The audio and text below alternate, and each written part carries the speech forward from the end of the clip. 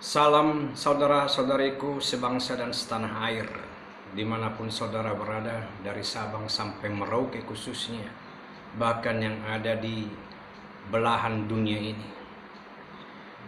Pada kesempatan yang berbahagia ini, saya akan mengawali dengan berkata,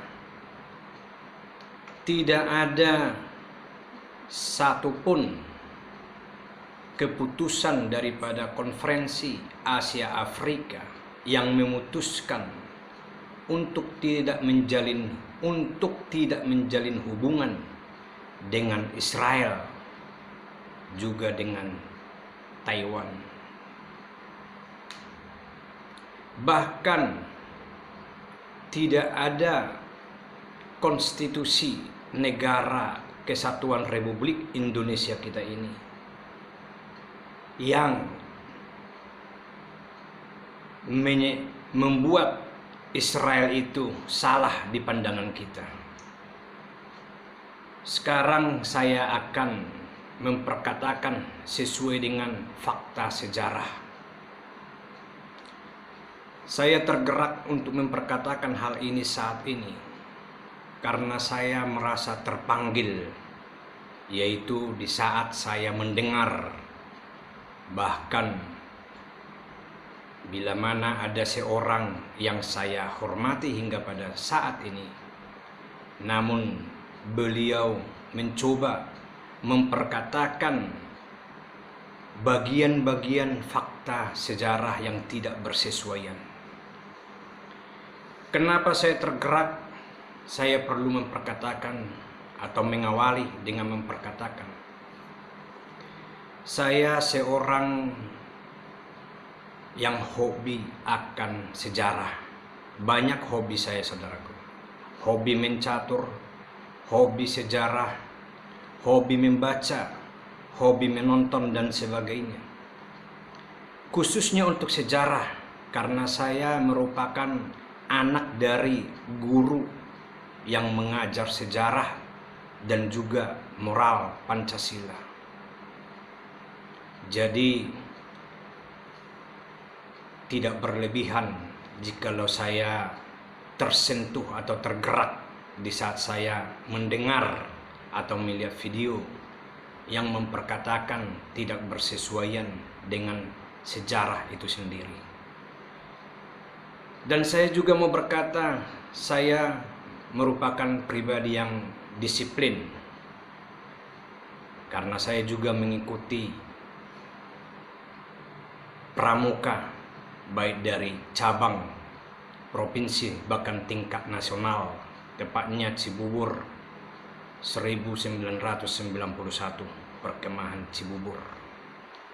Jadi saya terbentuk menjadi pribadi yang disiplin. Dan saya juga lulusan dari STM Negeri Balige, mendapat beasiswa 3 tahun berturut-turut. Artinya saya sangat tertarik khususnya perihal sejarah dan berusaha memposisikan pada posisi masing-masing. Nah, kita masuk ke intinya, saudara.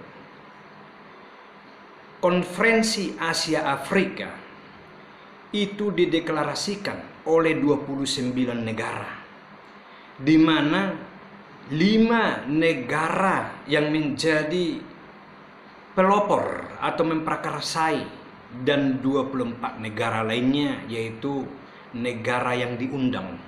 Jadi 5 negara pengundang atau menjadi pemprakarsa daripada konferensi itu sendiri.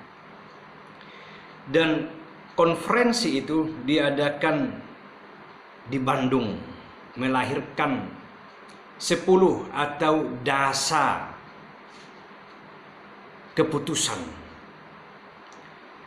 5 tokoh yang memprakarsai Asia Afrika itu, di mana yang pertama yaitu Sir John Kotelawala, yaitu dari negara Sri Lanka.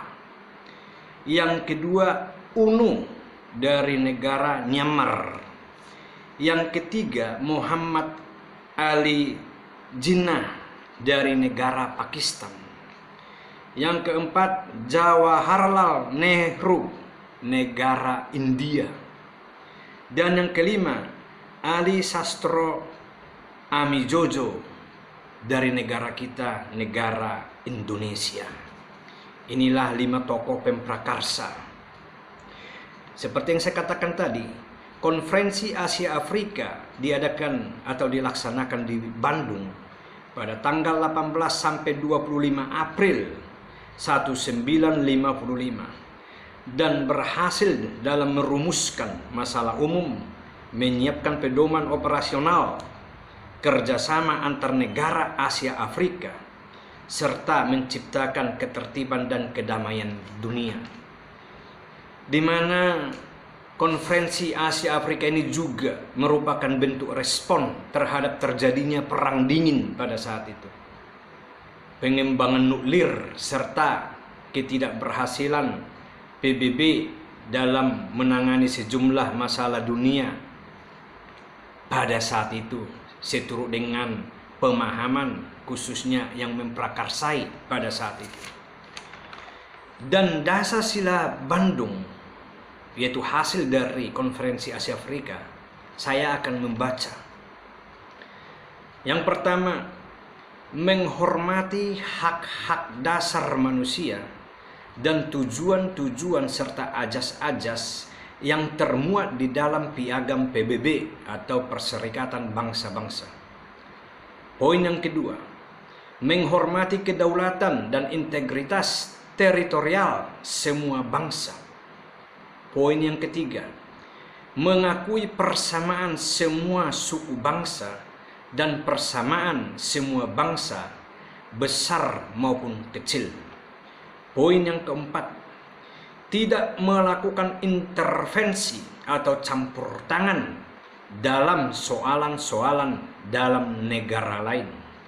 Poin yang kelima, menghormati hak-hak setiap bangsa untuk mempertahankan diri secara sendirian ataupun kolektif yang sesuai dengan piagam Perserikatan Bangsa-Bangsa atau PBB. Poin yang keenam, tidak menggunakan peraturan-peraturan dari pertahanan kolektif untuk bertindak bagi kepentingan khusus dari salah satu negara besar dan tidak melakukannya terhadap negara kecil. Poin yang ketujuh, tidak melakukan tindakan-tindakan ataupun ancaman agresi maupun penggunaan kekerasan terhadap integritas wilayah maupun kemerdekaan politik suatu negara. Poin yang kedelapan, menyelesaikan segala perselisihan internasional dengan jalan damai seperti perundingan, persetujuan, arbitrasi atau penyelesaian masalah hukum ataupun cara damai lainnya menurut pilihan pihak-pihak yang bersangkutan sesuai dengan piagam Perserikatan Bangsa-Bangsa atau PBB. Poin yang kesembilan, memajukan kepentingan bersama dan kerjasama. Poin yang ke-10 atau yang terakhir, menghormati hukum dan kewajiban-kewajiban internasional. Nah, dalam poin ini tidak ada satupun yang memperkatakan untuk tidak menjalin hubungan dengan Israel. Bahkan kalau kita lihat khususnya poin yang keempat, tidak melakukan intervensi atau campur tangan dalam soalan-soalan dalam negara lain. Memang Konferensi Asia Afrika itu diadakan sampai 3 kali, saudaraku. Di mana itu tadi yang pertama sudah kita nyatakan. Dan yang kedua yaitu memperingati 5 tahun pertemuan tersebut. Maka pertemuan diadakan di Bandung dan di Jakarta, yaitu tepatnya tanggal 19 sampai 24 April 2005. Bahkan Sekjen PBB saat itu yaitu Kofi Annan ikut hadir, di mana hasilnya mereka menyepakati terjadinya NAASP atau Kemitraan Strategis Baru Asia Afrika. Nah, untuk konferensi Asia Afrika yang ketiga, yaitu dilaksanakan di Bandung dan di Jakarta, tepatnya tanggal 19 sampai dengan 24 April 2015. Pada pertemuan yang konferensi yang ketiga ini, ada 89 kepala negara strip pemerintahan dari 109 negara di kawasan Asia dan Afrika, 17 negara pengamat, 20 organisasi internasional dari 1426 perwakilan media domestik dan media asing. Konferensi Asia Afrika 2015, yaitu yang ketiga kita perkatakan, menghasilkan 3 dokumen. Di mana dokumen yang pertama yang saya baca tadi, Dasar-Sila Bandung. Dokumen yang kedua itu penguatan NAASP atau Komitmen Strategis Baru Asia Afrika, yaitu hasil dari pertemuan yang kedua. Dan dokumen yang ketiga ini, pertemuan yang ketiga ini, yaitu serta Deklarasi Kemerdekaan Palestina. Jadi memang ada poin di sini, yaitu mendukung deklarasi kemerdekaan Palestina. Tapi garis bawahi, tidak ada kalimat yang memperkatakan untuk menutup hubungan diplomasi dengan Israel. Dan fakta yang lebih menjelaskan akan pernyataan itu, banyak negara-negara, bahkan 5 yang memprakarsai negara tersebut, ada 3 negara setidaknya yang menjalin hubungan dengan Israel, bahkan 4, di mana Sri Lanka mereka memiliki kedutaan besar Israel di negaranya. Itu negara yang memprakarsai konferensi Asia Afrika. Di mana yang kedua negara Myanmar, mereka juga menjalin hubungan diplomasi dengan Israel. Di mana yang ketiga negara India, mereka juga memiliki kedutaan besar Israel di negaranya. Bahkan Pakistan untuk hal-hal tertentu mereka menjalin hubungan dengan negara Israel. Sebut saja dalam bagian intelijen. Jadi ini sangat membuktikan bahwa tidak ada setitik pun hasil konferensi Asia Afrika yang memperkatakan untuk tidak menjalin hubungan atau untuk tidak melakukan diplomasi dengan negara Israel. Jadi jangan ada bagi kita pembohongan politik, saudaraku, pembohongan sejarah. Bahkan kalau kita urut, di mana hasil dari konferensi Asia Afrika ini, mereka menyepakati dan membawa ke dalam tingkat internasional. Sesungguhnya kalau saudara bisa menangkap, ini konferensi Asia Afrika ini adalah ketidakberpihakan kepada yang tadinya ada perang dingin itu sendiri. Mereka tidak berpihak atau non-blok, tidak memihak satu kekuatan, tidak memihak satu blok. Inilah yang menjadi landasan dasar. Jadi saya ulangi, mari khususnya para petinggi, para pejabat yang dipercayakan rakyat, janganlah kita melakukan suatu pembohongan atau pembelokan dari fakta sejarah. Maka saya secara pribadi dalam beberapa kesempatan, di saat saya berhadapan dengan beberapa pejabat, seringkali saya memperkatakan, bersyukurlah Bapak dan Ibu bisa duduk dan dipercayakan pada posisi yang Bapak Ibu duduki saat ini.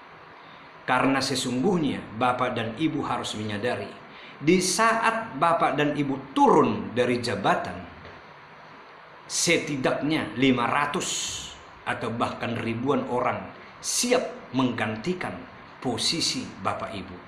Jadi syukurilah dan lakukanlah yang terbaik seturut dengan apa yang dipercayakan dan dipertanggungjawabkan bagi Bapak dan Ibu. Itu sering saya perkatakan. Bahkan untuk beberapa kesempatan saya juga pernah menjadi juru bicara untuk sebut saja bagian demonstrasi. Saya juga pernah bahkan memperkatakan bahwa sesungguhnya orang-orang kami masyarakat biasa ini, karena tidak adanya kesempatan seperti yang Bapak Ibu miliki. Dan poin yang kedua, saya memperkatakan saat ini bahwa kelemahan seorang pejabat atau pejabat tinggi yang sering saya lihat, bahkan terlebih untuk hari-hari ini, yaitu di saat mereka merasa mereka lebih tahu daripada masyarakat biasa, mereka lebih paham, bahkan mereka lebih pintar. Padahal banyak masyarakat biasa, bahkan termasuk saya, sekalipun mengetahui semuanya itu, tapi merasa tidak begitu perlu atau tidak begitu menghiraukan, bukan berarti tidak memahami. Hanya mencoba melakukan apa yang dipercayakan kepada kami masing-masing. Tetapi percayalah, kami sebagai masyarakat biasa, waktu melihat sesuatu hal coba dibelokkan, apalagi terlebih bagian dari fakta sejarah, pastilah masyarakat akan memperkatakan apa adanya seturut dengan kebenaran dari fakta sejarah itu sendiri. Nah, jikalau saudara juga mencoba memperkatakan di mana tadi bagian yang pertama perihal konferensi Asia Afrika, maka dalam bagian yang kedua mungkin saudara mencoba dalam perihal konstitusi yang kita anut sebagai manusia yang berbangsa dan bernegara, yaitu Republik Indonesia yang kita cintai ini. Sebelumnya saya akan membaca Undang-Undang Dasar Negara Republik Indonesia tahun 1945, di mana pembukaannya saya akan baca. Karena hal ini juga dipakai-pakai orang untuk memperkatakan penolakan, bahkan memperkatakan sudah merupakan prinsip untuk tidak menjalin hubungan atau diplomasi dengan Israel. Karena itu saya akan membaca saat ini. Undang-Undang Dasar Negara Republik Indonesia tahun 1945, pembukaan, bahwa sesungguhnya kemerdekaan itu ialah hak segala bangsa, dan oleh sebab itu maka penjajahan di atas dunia harus dihapuskan karena tidak sesuai dengan pri kemanusiaan dan pri keadilan. Dan perjuangan pergerakan kemerdekaan Indonesia telah sampailah kepada saat yang berbahagia dengan selamat sentosa, mengantarkan rakyat Indonesia ke depan pintu kemerdekaan negara Indonesia yang merdeka, bersatu, berdaulat, adil dan makmur. Atas berkat rahmat Allah yang Maha Kuasa dan dengan didorongkan oleh keinginan luhur supaya berkehidupan kebangsaan yang bebas, maka rakyat Indonesia menyatakan dengan ini kemerdekaannya. Kemudian daripada itu, untuk membentuk suatu pemerintahan negara Indonesia yang melindungi segenap bangsa Indonesia dan seluruh tumpah darah Indonesia, dan untuk memajukan kesejahteraan umum, mencerdaskan kehidupan bangsa, dan ikut melaksanakan ketertiban dunia yang berdasarkan kemerdekaan, perdamaian abadi dan keadilan sosial.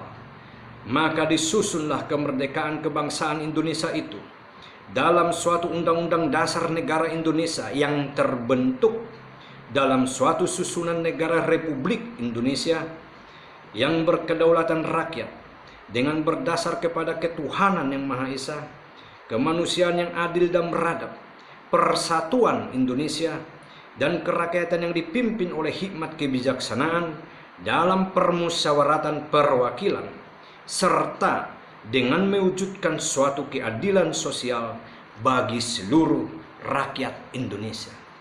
Jadi seringkali orang mencatut khususnya alinea pertama, yaitu dengan perkataan, maka penjajahan di atas dunia harus dihapuskan karena tidak sesuai dengan pri kemanusiaan dan pri keadilan.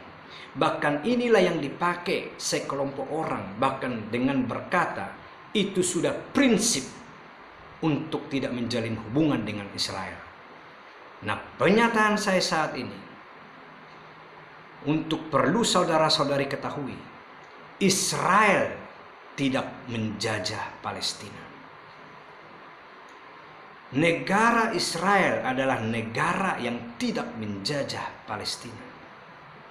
Jadi tidak tepat kalau kita memperkatakan konstitusi kita melarang komunikasi dengan Israel.